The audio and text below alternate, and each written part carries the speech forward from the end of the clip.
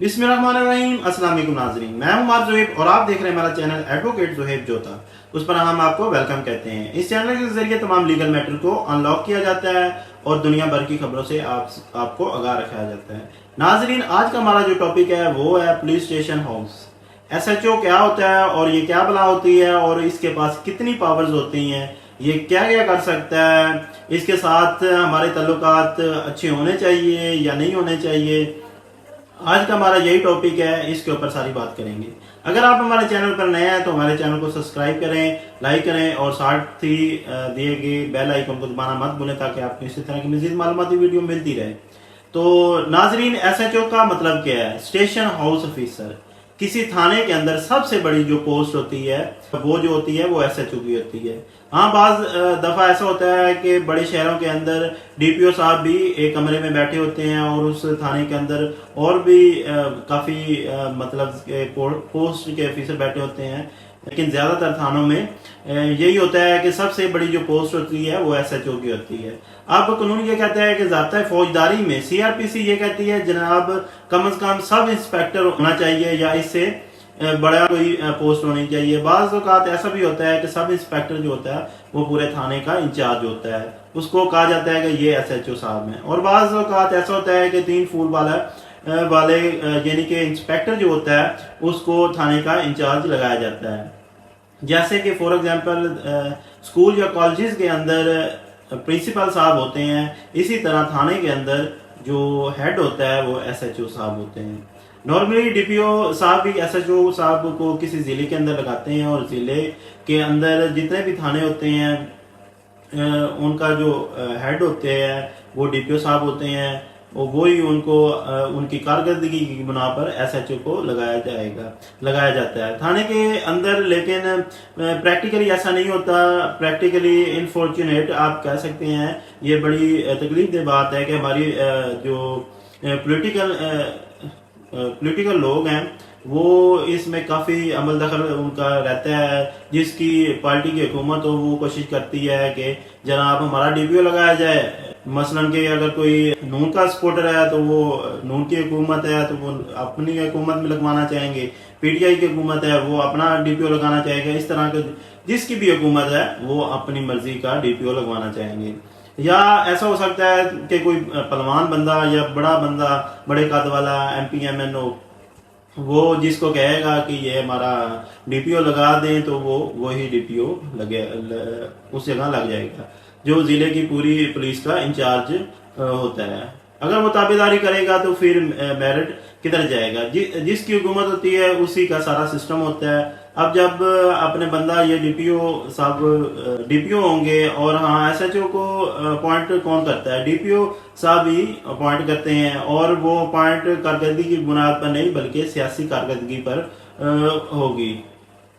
और आजकल यही हो रहा है कि सियासी कारकर्दगी पर ही SHO जो हैं वो तैनात किए जाते हैं, ज़्यादातर यही होता है।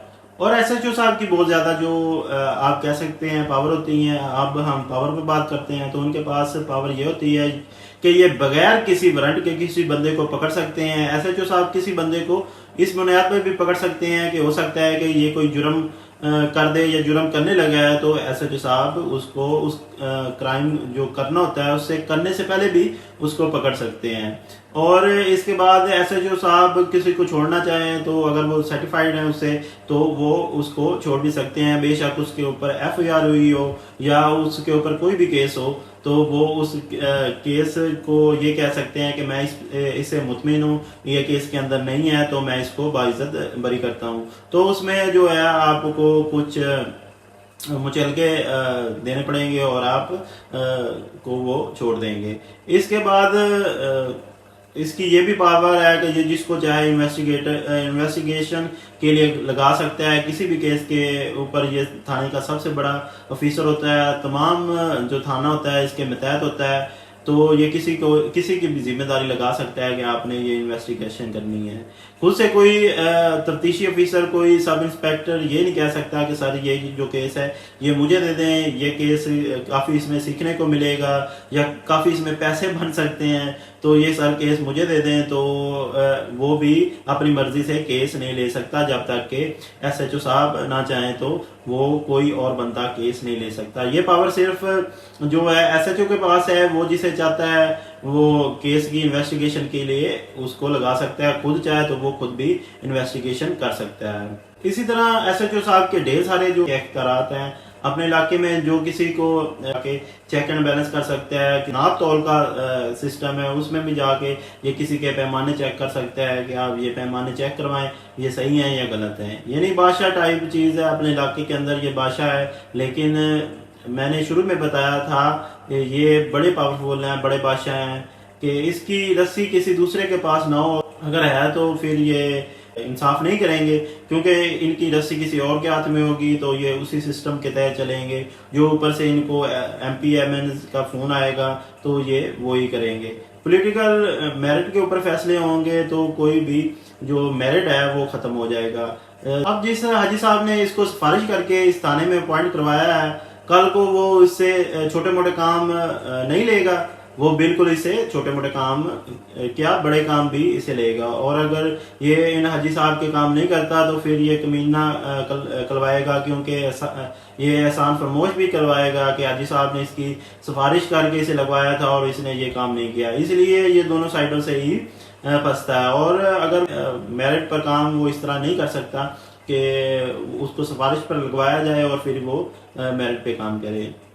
بیسیکلی جو پولیس کا کام کیا ہوتا ہے، پولیس کا کام ہوتا ہے کہ وہ قانون کے اوپر عمل درآمد کروائے. لا فورس ایجنسیز ہیں. اب لا کیا کرتا ہے، ان کو پکڑنا ہوتا ہے، ان کو سزائیں دلوانی ہوتی ہیں.